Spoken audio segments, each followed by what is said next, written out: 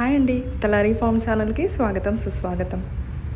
Gac fruit germination ఎలా చేస్తున్నారో ఈ వీడియోలో చూసేయండి.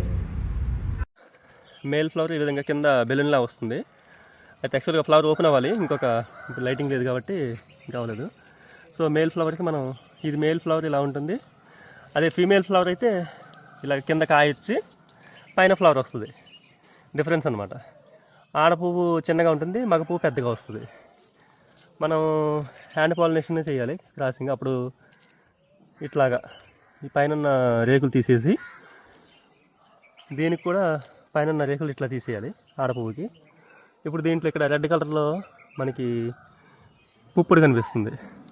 దీన్ని ఈ పూలున్న ఈ పైన జస్ట్ ఇట్లా చిన్నగా ఇట్లా టచ్ చేస్తే చాలు. ఇలా కొంచెం ఆనినా సరిపోతుంది. ఇది పాలినేషన్ అయిపోయినట్లుగా. ఈ ఒక్క మేల్ ఫ్లవరు 4 ఫీమేల్ ఫ్లవర్స్కి మనం చేసుకోవచ్చు. ఇటువైపు 4 సైడ్స్ ఉంటాయి.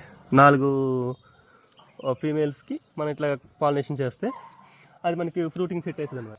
సో మనకి ఒక వారం రోజులకి చిన్న కాయలాగా ఇట్లాగా తయారయ్యి దాని నుంచి ఇంకా గ్రీన్ స్టేజ్ తర్వాత నుంచి కాయ మన పసుపు రంగులో మారుతుంది.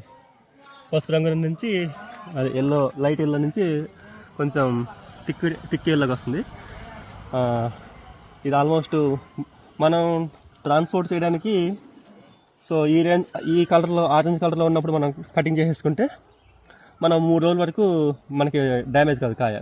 ఇంకా ఇట్లాగ ఉండిపోతే ఇక్కడ నుంచి మళ్ళీ రెడ్గా కలర్లో స్టార్ట్ అవుతా చూడండి. రెడ్ కొంచెం లైట్గా స్టార్ట్ అవుతుంది. రెడ్ కలర్ వచ్చేసి కంప్లీట్ రెడ్గా అయిపోద్ది. రెడ్గా అయిపోయినప్పుడు ఇంకా మ్యాంగో ముగ్గినట్టు మెత్తగా అయిపోతుంటుంది. అప్పుడైతే ఇంకా మనం